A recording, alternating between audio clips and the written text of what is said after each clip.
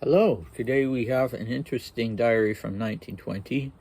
It's the 28th/15th of December, Tuesday, and this time, even though the day starts out in Monte Carlo, Dmitri is spending the night at the home of Grand Duke Andrei in Kshessinska, in this place, the name of which I simply cannot pronounce, the Cap Dale.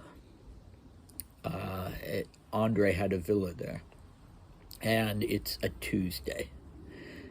You recall, if you watched yesterday's video, that there was this big blow up between Dmitri and his brother-in-law, Gulya, and things emerged that Dmitri hadn't been aware of with respect to his brother-in-law, and so he's going to talk about that in this diary entry, and also talk about a little incident at the home of Andrei and Malia Kshessinska. So let's dive into it. And we start out, I only have one illegible word today, and it is a place name. So let's get going. All right. I went to blank in the morning. I had a big hangover from the events of yesterday, the more so because, counter to my expectations, Maria didn't come from Saint Roman. I lunched with May at the Café de Paris and afterwards went to the casino, where naturally I lost, being in a bad mood. I had tea here with Maria and the Polovtsovs. I had a conversation with Maria about the drama of yesterday. It turns out that Gulya is frightfully angry, mostly at me, because he accuses me of nastiness, apparently for a very long time. Oh, I didn't translate that well. What it means is that Gulya has felt for a very long time that Dmitri is a nasty person, at least in relation to him. Okay, he accuses me of nastiness because he says that his resentment of me began a long time ago, and his position is frightfully difficult because when one's beau-frère is a Grand Duke, then one has to put up with a great deal. Yesterday, Pete had a long conversation about me with Gulya, and Gulya, misunderstanding Polovtsov's words, thought that Pete had the same disdainful attitude toward me as he does. It's quite an unpleasant position, and when, after tea at the Hotel de Paris, we went to the casino, Gulya, who was already there, came up to me with a sour expression on his mug, and we didn't say a single word to each other. At 7:30, I went to have dinner with Andrei in Cap Dale. There were quite a few people there, among them, incidentally, a young lady named Barash, with respect to whom, unfortunately, I had a frightful reaction. Malia was just engaged in the most overt pimping. After dinner, we played poker, and I spent the night there. Barash was put in the room next to mine. It was just terrible. Luckily, nothing happened, but alas, it came very, very close. What a fuss there would have been then. We kept going between our two rooms, as a result of which I got to bed only around 3:00 a.m. Oh, okay. Lots going on here. I should just point out at the outset that when Dmitri writes, I had a frightful reaction, he doesn't mean that the woman scared him off for some reason. He means that he was immediately and strongly attracted to her. All right, so we begin with the morning. Maria doesn't turn up. He's expecting her, but she doesn't turn up at the Hotel de Paris in the morning, and he's already thinking that that's a bad sign. So he goes off and has lunch with his friend May Dubasova, the apparent actress from Paris, who's also there. Goes to the casino by himself, loses because, he's in a bad state of mind, and he's right, that probably doesn't help. If you believe in luck, then being in a foul mood probably doesn't augment whatever luck you have. And then he does connect with Maria in the late afternoon for tea with the Polovtsovs. And at some point, he and Maria go off together and have a conversation about what happened yesterday. And what he finds out is, quite discouraging. He finds out that Gulya is still just boiling mad. He hasn't slept it off and gotten over it. And that apparently there was resentment and bitterness toward Dmitri that Dmitri just didn't know existed. And Gulya is accusing him of хамство in Russian. And I've used the word nastiness here, but I've got to decide which word I'm going to use because I haven't been terribly consistent with this word that Dmitri uses a lot. And it comes from a name. It comes from the name Ham. Any of you who know the Old Testament of the Bible well know that Ham was one of 3 sons of Noah, the biblical patriarch Noah, and Ham was cursed by his father because he barged into a tent where his father was drunk and nude and maybe engaged in some compromising activity. And so Noah cursed Ham and exiled him.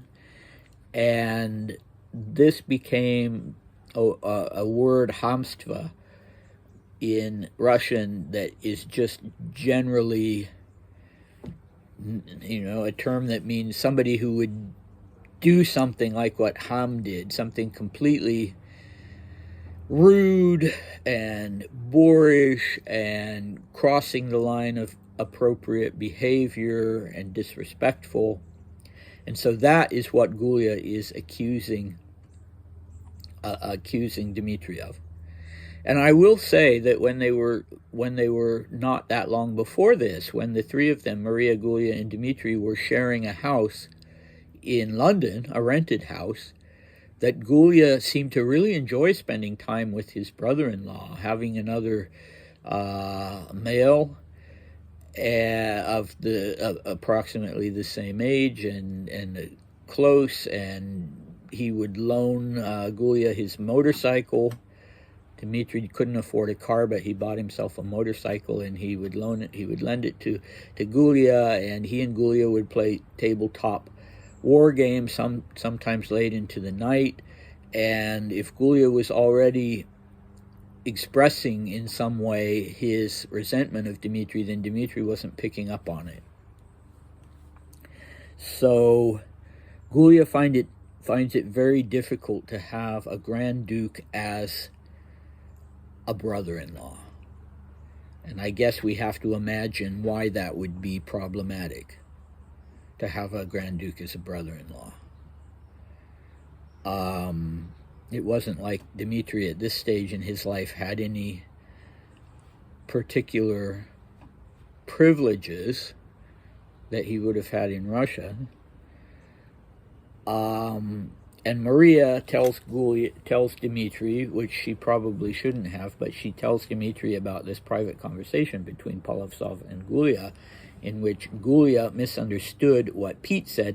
Pete was trying to, I guess, commiserate with Gulya, seeing how upset Gulya was, and Gulya misunderstood that to mean that Pete also held Dmitri in contempt, in disdain, and that that was not the case at all. Pete and Dmitri were close, and they would continue to be close. Okay, so Dmitri is feeling that his position is quite an unpleasant one, but I think that's true for everybody involved. So when they go to the casino, Gulya and Dmitri have to be in close proximity to each other because they're part of the same group, but they don't speak a word to each other. All right, so then Dmitri, perhaps to his relief, although he doesn't say it, he goes off to see Andrei and Malya, and he has dinner there. doesn't sound like he actually intended to spend the night, but he has dinner there, and there's this young lady. The Russian word he uses is barishnya, and that means sort of a young, well-bred noblewoman. And so I'm just calling her a young lady. And he just immediately is infatuated with her. This happened to him sometimes.